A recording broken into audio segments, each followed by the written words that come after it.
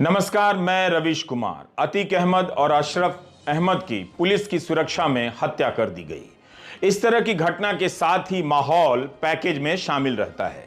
जैसे ढाबे में पराठे के साथ कोक दिया जाता है फ्री, आप देखेंगे कि उसी तरह एनकाउंटर के साथ धर्म भी फ्री में दिया जाने लगा है ताकि माहौल बनाया जा सके और फिर आप कानून के राज को लेकर सवाल ना कर सकें कि कोर्ट किस लिए है, हमारे वकील किस लिए हैं। जो गोदी मीडिया दिन भर इस बात पर शर्मिंदा किया जा रहा था कि एक पूर्व राज्यपाल ने पुलवामा को लेकर प्रधानमंत्री पर चुप कराने के आरोप लगाए हैं, उसे नहीं दिखा रहा है। उसी गोदी मीडिया का सीना रात होते होते फूल गया। जनता के बीच आने का उसे मौका मिल गया। एक वीडियो के बहाने वो आपके सामने आ गया। अब वो शेर में बदल चुका था। इस पूरे मामले से धर्म को निकाल दीजिए तो बेशर्मी का वो पर्दा अपने आप गिर जाता है जो लोगों की आंखों पर धर्म के नाम पर चढ़ाया गया है। इस बात को अनगिनत बार दोहराने से उन्हें फर्क नहीं पड़ेगा, लेकिन दोहराना तो पड़ेगा कि पुलिस के सामने गोली चलाकर हत्यारे जय श्री राम बोलते हैं। राजनीति के रास्ते से निकलकर यह नारा कहां कहां पहुंचाया जा रहा है, इसे लेकर थोड़ी चिंता तो करनी ही चाहिए। मगर माहौल ऐसा बना दिया गया है कि आप इस गलत को भी गलत नहीं कह सकते। ट्विटर पर कई लोगों ने लिखा, जल्दी ही अदालतों को बंद कर दिया जाएगा और गोदी मीडिया के चैनलों को अदालत घोषित कर दिया जाएगा। हम वो वीडियो नहीं दिखाएंगे जिसके फ्रेम में अतीक अहमद और अशरफ अहमद मीडिया से बात कर रहे हैं और फ्रेम में एक पिस्टल आती है, गोली मार देती है। लवलेश तिवारी, सन्नी और अरुण मौर्य को पकड़ लिया गया है। इन्होंने जय श्री राम का नारा लगाकर राम की मर्यादा का सम्मान किया है या अपमान, इस पर बहस आप जरूर कीजिए अगर आप होश में हैं तो। हम हत्या से जुड़ी सभी तस्वीरों को धुंधला कर रहे हैं ताकि इसका मनोवैज्ञानिक असर किसी पर दूसरे तरीके से ना पड़े।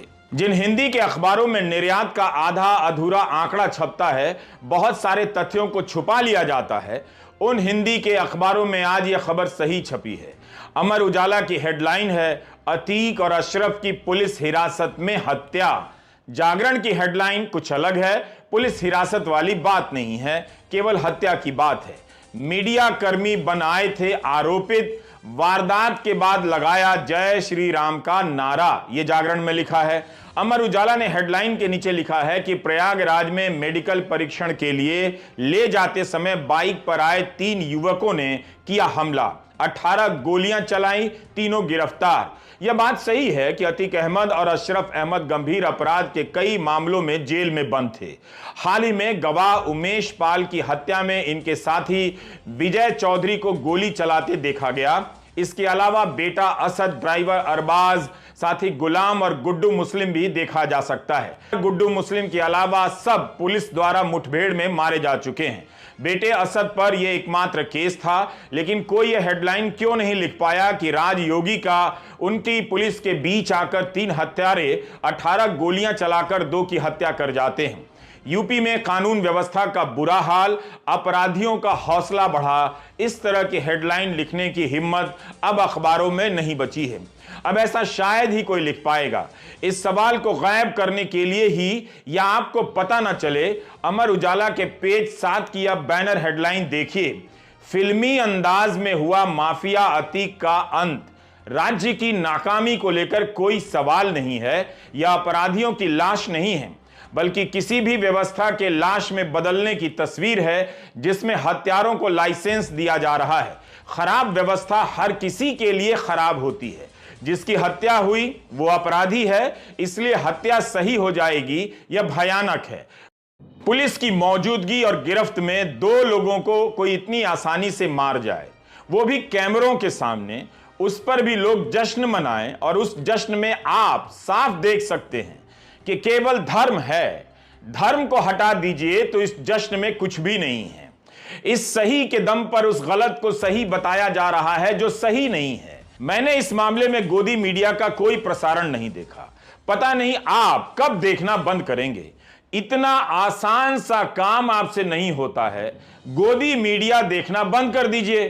फिर भी जिन्होंने देखा, क्या बता सकते हैं कि मुठभेड़ के बहाने पुलिस का इकबाल बुलंद बताने वाला गोदी मीडिया इस हत्या के बाद पुलिस के इकबाल को खत्म बता रहा था, इसलिए हत्या और एनकाउंटर नहीं, यहां धर्म महत्वपूर्ण है, जिसके नाम पर हर तरह के अधर्म को सही ठहराया जा रहा है। अधर्म ने धर्म को लगता है गुलाम बना लिया है, जब चाहता है धर्म को हाँक ले जाता है। वो बात किताबों में रह गई है कि धर्म साहस देता है, नैतिक बल देता है। इसके नाम पर चुप कराने का एक सामाजिक राजनीतिक वातावरण तैयार कर दिया जाता है, जहां आपको चुप रहना पड़ता है, जहां एक राज्यपाल को भी चुप रह जाना पड़ता है। कानून व्यवस्था के कठोर चेहरे के रूप में मुख्यमंत्री योगी आदित्यनाथ को सामने लाया जाता है। उन्हीं के राज में पुलिस के होते हुए भी हत्यारा बंदूक लेकर आता है और गोली मार देता है। अतीक अहमद और अशरफ अहमद की हत्या हुई जो गलत थी, लेकिन तब भी हम इस बात में हां नहीं मिला सकते कि अहमद बंधुओं की हत्या के आरोपियों का एनकाउंटर कर दिया जाए और उनके घर बुलडोजर से गिरा दिए जाएं। उनके साथ भी ऐसा नहीं होना चाहिए। सजा न्याय की प्रक्रिया से मिलती है, वही सजा होती है। जो प्रक्रिया से नहीं मिलती है वह हत्या होती है। हत्या कोई तिवारी करे या असद करे, हत्या होती है। तो यूपी में अपराधियों का हौसला देखिए, लिखिए, बोलिए मत। पुलिस की परवाह तक नहीं करते हैं अपराधी, बस जय श्री राम का नारा लगाने लगे हैं। आपको यह भी बुरा नहीं लगता है? वो गाना भी भूल गए क्या? देखो ये दीवानों तुम ये काम ना करो, राम का नाम बदनाम ना करो। यूपी पुलिस क्या इसे भी तमगा बना लेगी कि कैमरे के सामने उसकी मौजूदगी में 3 लोग आए और गोली मारकर चले गए? हत्यारों ने जय श्री राम का नाम लेकर यूपी पुलिस के इकबाल को बुलंद कर दिया या खत्म कर दिया। इस पर बहस आप तभी जीत सकते हैं जब तक धर्म का इस्तेमाल करेंगे। जैसे ही धर्म निकाल देंगे आप हर बहस हार जाएंगे। बिना धर्म के आप इस अधर्म को सही नहीं ठहरा सकते हैं। धर्म की अगर बात होती तो पत्रकारिता का यही धर्म था कि वह पूर्व राज्यपाल के सवालों से प्रधानमंत्री मोदी से जवाब मांगे, सरकार से पूछे, लेकिन गोदी मीडिया ने इस खबर को गायब कर दिया। कांग्रेस पार्टी ने प्रेस कॉन्फ्रेंस की तो सीधा प्रसारण नहीं दिखाया गया। जयराम रमेश ने ट्वीट किया कि प्रेस कॉन्फ्रेंस बैन कर दिया गया। न्यूज चैनलों के जरिए लोकतंत्र की हत्या को लेकर बहस होनी चाहिए थी, मगर प्रयागराज में हत्यारा टीवी रिपोर्टर ही बनकर आ गया और पुलिस से घिरे अतीक अहमद और अशरफ को गोली मार गया। जय श्री राम के नारे लगाता हुआ लोकतंत्र के हत्यारे गोदी मीडिया का हीरो भी बन गया। सत्यपाल मलिक के बयानों से खबर बननी थी, उसकी एक दिन में दूसरी बार हत्या कर दी गई उस खबर की। पहली बार जब मीडिया ने नहीं दिखाया और दूसरी बार इस अपराध बोध से बचने के लिए टीवी रिपोर्टर बनकर आए हत्यारों को दिखाने लग गया। गोदी मीडिया की यही नियति है, हत्यारों को अब हीरो ही बनाना है। क्या यह भयानक नहीं है कि हत्यारे टीवी रिपोर्टर बनकर आए थे? हत्यारे भी शायद जान गए हैं कि इस समय का सबसे बड़ा हत्यारा कौन है। जब पत्रकारों का रूप धरकर हत्यारे पुलिस के सामने हत्या करने लग जाएं, तब उन पत्रकारों को भी डरना चाहिए जो दिन रात लोकतंत्र की हत्या कर रहे हैं। गोदी मीडिया लोकतंत्र का हत्यारा है। अदानी पूर्व एनडीटीवी के कई कार्यक्रम में यह बात दोहराता था।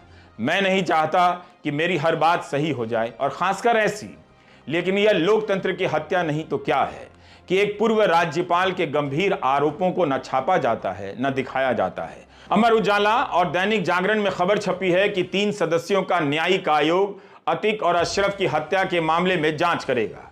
जाहिर है यह घटना जश्न के लायक नहीं होगी। न्यायिक आयोग क्या अब यह कह देगा कि पुलिस वहां पर लाचार खड़ी रही, बहुत अच्छा किया? यह तो कहने के लिए न्यायिक आयोग नहीं बना है। तो जो लोग जश्न मना रहे हैं वो केवल धर्म के आधार पर मना रहे हैं, ये उनकी गलती है। इस तरह से बदनाम मत कीजिए जिस तरह से अपराधियों ने पुलिस के सामने 18 गोलियां चलाकर धार्मिक नारे लगाए। पूरे उत्तर प्रदेश में धारा 144 लगा दी गई है, अलर्ट जारी है। बांदा के लवलेश तिवारी, हमीरपुर के अरुण मौर्य और कासगंज के सनी क्या अब नए माफिया हैं?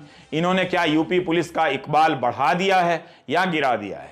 भाई पुलिस के सामने बिल्कुल करीब जाकर कोई गोली चला दे। मैं नहीं जानता कि इससे अखिलेश यादव को वोटों का कितना नुकसान होगा, मगर इस हत्या पर सवाल उठाकर उन्होंने वही किया जो हर किसी को करना चाहिए।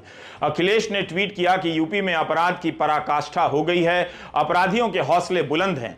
जब पुलिस के सुरक्षा घेरे के बीच सरेआम किसी की भी हत्या की जा सकती है तो आप जनता की सुरक्षा का क्या? जनता के बीच भय का वातावरण बन रहा है। लगता है कुछ लोग जानबूझकर ऐसा वातावरण वातावरण बना रहे हैं। राष्ट्रीय लोक दल के नेता जयंत चौधरी ने कहा कि क्या लोकतंत्र में ऐसा संभव है। मायावती ने ट्वीट किया कि गुजरात जेल से अतीक अहमद और बरेली जेल से लाए गए उनके भाई अशरफ की प्रयागराज में कल रात पुलिस हिरासत में ही खुलेआम गोली मारकर हत्या हुई।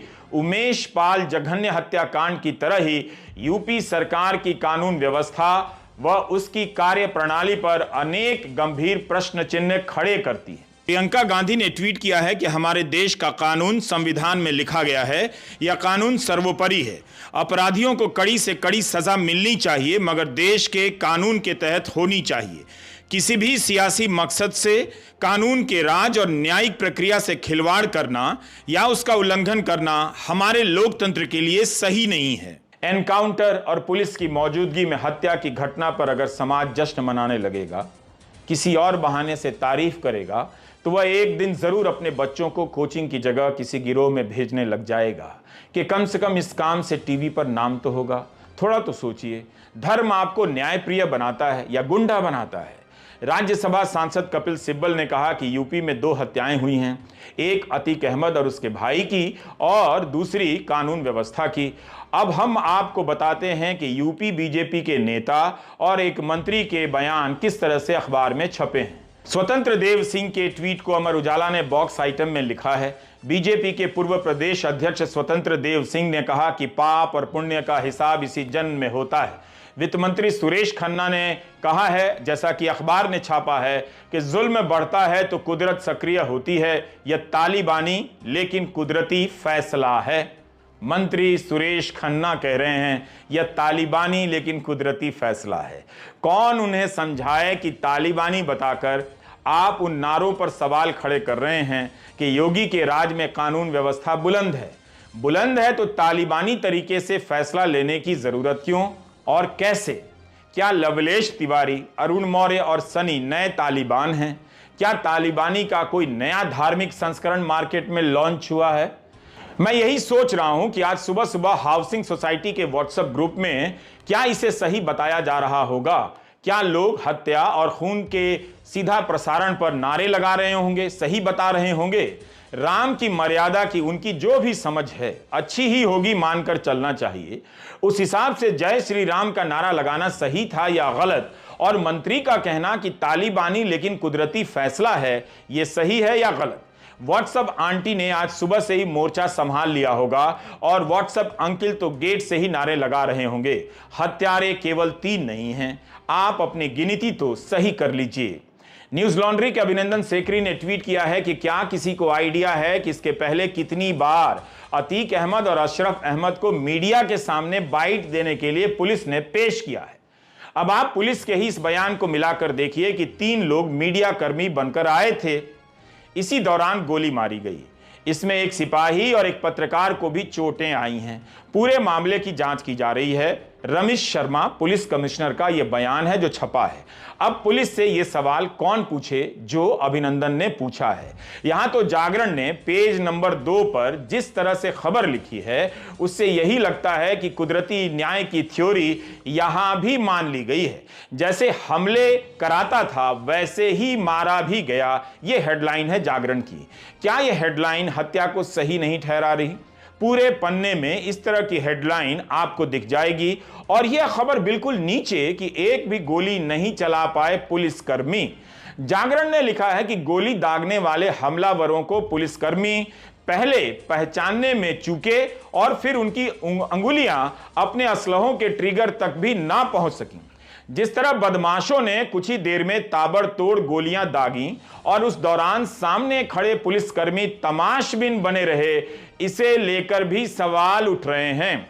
दरअसल यही तो सवाल है और यही पत्रकारिता है, मगर इसकी भी किस्मत देखिए, उसी अखबार में किसी कोने में इस सवाल को जगह मिल गई है। सवाल बचे हुए हैं, अभी पूरी तरह से इनकी हत्या नहीं हुई है। आम लोग इस तरह से तो बातें करते हैं, कई बार हताशा में करते हैं, उनकी बात एक सीमा पर पहुंच जाती है तो कह देते हैं कि जो होना था सही हुआ। लेकिन पत्रकारों को तो व्यवस्था से सवाल पूछना चाहिए, कानून व्यवस्था के सवालों को सामने रखना चाहिए। हत्यारे अगर पत्रकार बनकर आने लग जाएं, तब तो पत्रकारों को अपने लिए भी पूछना चाहिए। यही पूछ लेते कि जब गोदी मीडिया लोकतंत्र की हत्या कर ही रहा है, तो फिर हत्यारे पत्रकार बनकर क्यों आ रहे हैं? इनकी क्या जरूरत है? उनकी जगह क्यों ले रहे हैं? Do you get my point? अपराध के 100 से अधिक मामलों में जेल में बंद अतीक अहमद और अशरफ अहमद की हत्या हुई है। इसे सही ठहराने वाले भूल गए कि योगी की पुलिस के सामने अपराधी गोली चलाने की हिम्मत कर गए और पत्रकार बनकर आ गए। ये इंडियन एक्सप्रेस की खबर है। उमेश पाल की हत्या के मामले में 6 गवाह अब तक मारे जा चुके हैं। ये सभी अतीक की साइड के हैं। असद, अरबाज, गुलाम हसन, अतीक, अशरफ और विजय चौधरी। अतीक अहमद ने लोअर कोर्ट से लेकर सुप्रीम कोर्ट में गुहार लगाई कि उनकी जान को खतरा है। सुप्रीम कोर्ट ने कहा कि राज्य की मशीनरी आपका ध्यान रखेगी। क्या सुप्रीम कोर्ट अब पूछेगा कि राज्य की मशीनरी क्यों फेल हो गई? अमर उजाला के ये 2 बॉक्स आइटम हिंदी में देख लीजिए। झांसी में अतीक ने जताई थी आशंका और अशरफ ने कहा था 2 सप्ताह बाद निपटा दिया जाऊंगा। इसे केवल छापा गया है, पूछा नहीं गया है। आईटी सेल और जश्न मनाने वाले मेरे इस वीडियो को बहुत ध्यान से देखेंगे। कुछ ऐसा हिस्सा निकाल लेंगे जिससे वे साबित कर सकें, ट्रोल कर सकें कि माफिया और डॉन का बचाव किया जा रहा है, जबकि ऐसा नहीं है। मगर वो ऐसा करेंगे। लेकिन जिस कानून व्यवस्था का इकबाल गिराया जा रहा है और हाउसिंग सोसाइटी से लेकर गोदी मीडिया में हत्या का इकबाल बुलंद किया जा रहा है, उसकी चिंता आपको करनी चाहिए। सत्यपाल मलिक ने कहीं भी नहीं कहा कि पाकिस्तान का हाथ नहीं था। मगर पुलवामा की घटना नहीं हुई होती अगर गृह मंत्रालय 5 विमान दे देता। मैंने 15 अप्रैल के वीडियो में एक गलती कर दी, विमान की जगह हेलीकॉप्टर बोल दिया। अब सुधार रहा हूं। टेलीग्राफ की यह हेडलाइन देखिए। जब लोकतंत्र के प्रहरी फेल हो जाते हैं तो कुत्तों को भी भौंकना बंद कर देना चाहिए। मतलब क्या बच जाता है फिर? इसलिए आप बगल वाली हेडलाइन देखिए। प्रधानमंत्री जी, आप मलिक पर चुप क्यों हैं? ये वाली बात पूछ लीजिए। पुलवामा में गृह मंत्रालय ने 5 विमान अगर दे दिए होते तो 40 जवान शहीद नहीं होते। यह सवाल मीडिया ने कितनी बार पूछा और अतीक अहमद की हत्या का वीडियो कितनी बार दिखाया कि पुलिस खड़ी है, गोली चल रही है, आप देख रहे हैं, लेकिन क्या उसके प्रसारण में यह सवाल सुन रहे हैं कि पुलिस क्या कर रही है? सोचिए, अधर्म ना हो तो इस धर्म की रक्षा एक दिन नहीं की जा सकती है। इस हाल पर इन लोगों ने पहुंचा दिया है। नमस्कार, मैं रवीश कुमार।